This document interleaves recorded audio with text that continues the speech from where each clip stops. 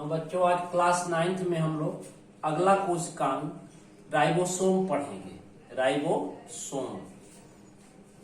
Ribosome की खोज 1955 में पायलट नामक वैज्ञानिक के द्वारा हुई थी,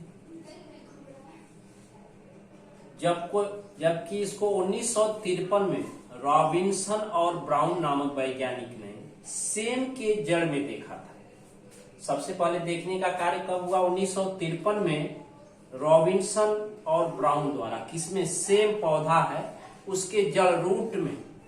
तो राइबोसोम खोज किसमें हुई? रूट में, जड़ में। किसके? सेम के। किसके द्वारा? रॉबिन्सन और ब्राउन के द्वारा ये देखा गया। जबकि 1955 में पैराडे ने इसको क्या कहा? राइबोसोम, जिसके लिए 1974 ईस्वी में नोबेल प्राइज दिया गया। पैराडे को 1974 ईस्वी में नोबेल पुरस्कार से सम्मानित किया गया। बच्चों, राइबोसोम का व्यास 250 एंगस्ट्रॉम होता है। इसको आरएनपी पार्टिकल कहते हैं। क्या कहते हैं? आरएनपी कण कहते हैं, ribo nucleoprotein particle. Ribo nucleoprotein particle, RNP particle, RNP कण के नाम से जानते हैं। पोजीशन, इसकी स्थिति, ये न्यूक्लियर मेम्ब्रेन केंद्रक कला पर उपस्थित होता है। माइटोकॉन्ड्रिया में पाया जाता है। क्लोरोप्लास्ट हरित लवक में पाया जाता है। और इंडोप्लाज्मिक रेटिकुलम अंतःप्रद्रव्य जालिका पर उपस्थित होता है।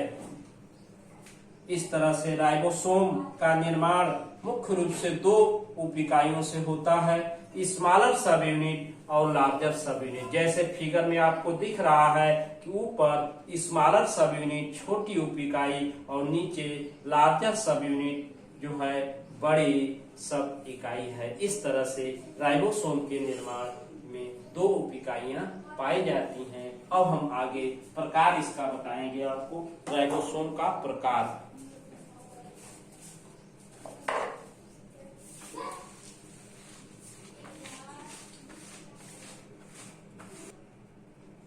बच्चों, राइबोसोम के प्रकार, काइंड ऑफ राइबोसोम। तो राइबोसोम मुख्य रूप से दो प्रकार के, 70S राइबोसोम और 80S राइबोसोम। राइबोसोम कितने प्रकार के होते हैं?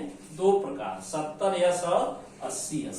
70S राइबोसोम में स्मॉलर यूनिट 30S की होती है और लार्जर यूनिट जो है 50S की होती है। इस तरह से दो इकाइयों से मिलके राइबोसोम बना है ये। तो इसमें 30S और इसमें 50S लार्जर। उसी तरह से इसके फिगर में देख लीजिए कि ये 70S राइबोसोम है। 70S राइबोसोम जिसकी लंबाई 290 एंगस्ट्रॉम और मोटाई 220 एंगस्ट्रॉम है। इसमें छोटी उप इकाई 30S की और बड़ी उप इकाई 50S की है। और ये 70S राइबोसोम जो है प्रोकैरियोटिक कोशिकाओं में पाए जाते हैं। किसमें? प्रोकैरियोटिक कोशिका और यूकैरियोटिक आप पढ़े हैं। तो प्रोकैरियोटिक कोशिका जैसे जीवाणु कोशिका हुई, ब्लू ग्रीन एल्गी, नीले हरे शैवाल इत्यादि में पाए जाते हैं। अब 80S राइबोसोम बच्चों, 80S राइबोसोम में छोटी उप इकाई जो है 40S और बड़ी उप इकाई 60S की होती है। स्मॉलर यूनिट और लार्जर सब यूनिट्स। अब इसमें देखिए 80S राइबोसोम की संरचना में देख रहे हैं कि इसकी जो है आपकी मोटाई 310 एंगस्ट्रॉम, लंबाई 310 एंगस्ट्रॉम और मोटाई 240 एंगस्ट्रॉम है। इसमें छोटी उप इकाई स्मॉलर सब यूनिट 40S की और लार्जर सब यूनिट 60S की है। तो बच्चों, ये राइबोसोम सभी यूकैरियोटिक कोशिकाओं में, all plant and animal cell में उपस्थित होते हैं। सभी ये यूकैरियोटिक कोशिकाओं में। इस तरह से राइबोसोम दो प्रकार के हो गए, 70S और 80S। 70S राइबोसोम प्रोकैरियोटिक कोशिका में पाए जाते हैं और 80S राइबोसोम यूकैरियोटिक कोशिकाओं में पाए जाते हैं। आगे के क्रम में हम लोग पढ़ेंगे राइबोसोम के कार्य। क्या पढ़ेंगे? राइबोसोम के कार्य। राइबोसोम के कार्य।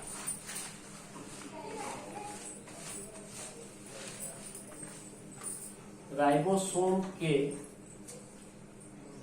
कार्य, function of ribosome, function of ribosome,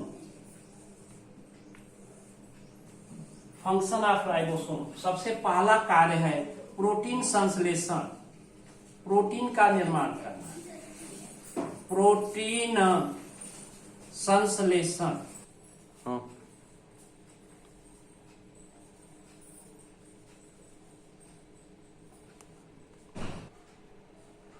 तो बच्चों अब राइबोसोम का कार्य प्रकार हो गया, राइबोसोम के कार्य, फंक्शन ऑफ राइबोसोम। तो सबसे पहला कार्य है प्रोटीन संश्लेषण, प्रोटीन सिंथेसिस। जानते हैं कि प्रोटीन की इकाई अमीनो अम्ल होती है, प्रोटीन बॉडी बिल्डर्स होता है, ये हमारे शरीर में निर्माणकारी कार्यों, टूटे फूटे भागों की मरम्मत करता है, ठीक है ना, और वृद्धि में भी सहायक होता है।